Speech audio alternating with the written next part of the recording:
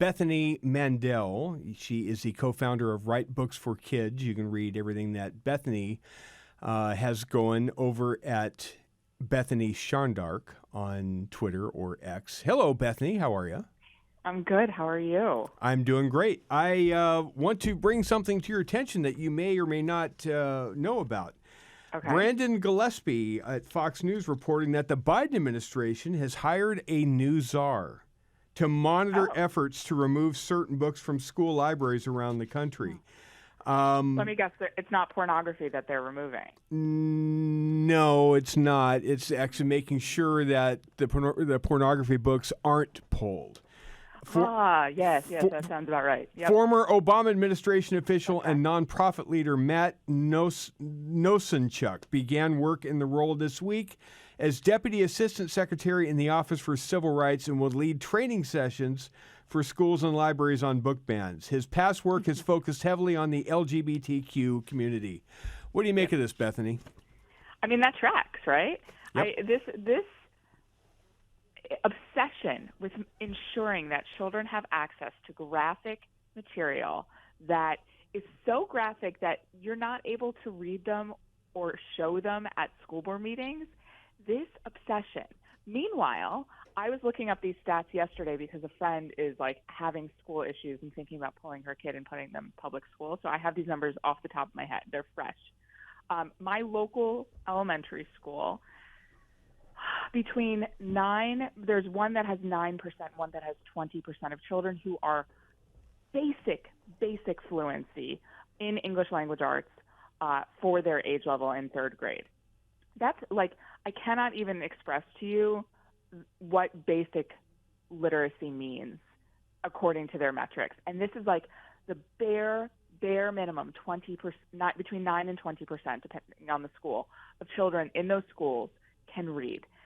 Let's focus on making sure that the kids can read the pornographic books before we even talk about the content of the pornographic books. Yeah, that's a fair point. You on Twitter or X retweeted a post by somebody I don't know, Marianne Jensen, but it's just a little thing that I want to read and then kind of have you pop off on it.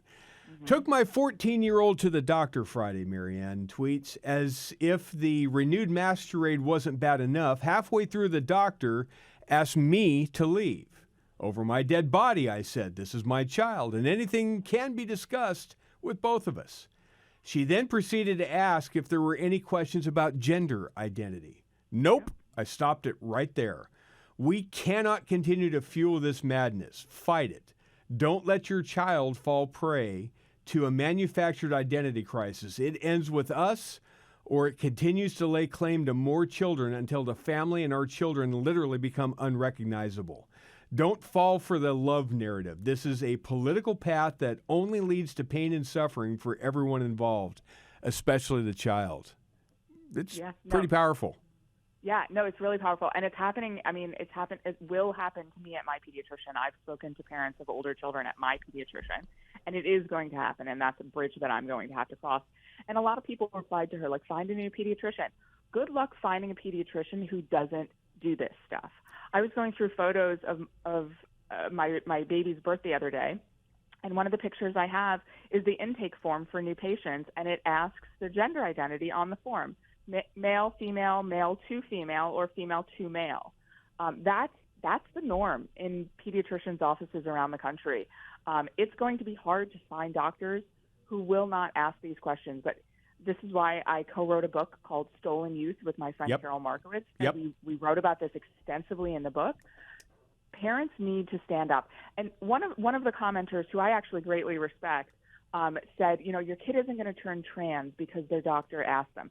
No, they're not. That is fair. But we need to send a message in small ways and in large ways to people who care for our children that this is not, we will not countenance this stuff with our kids.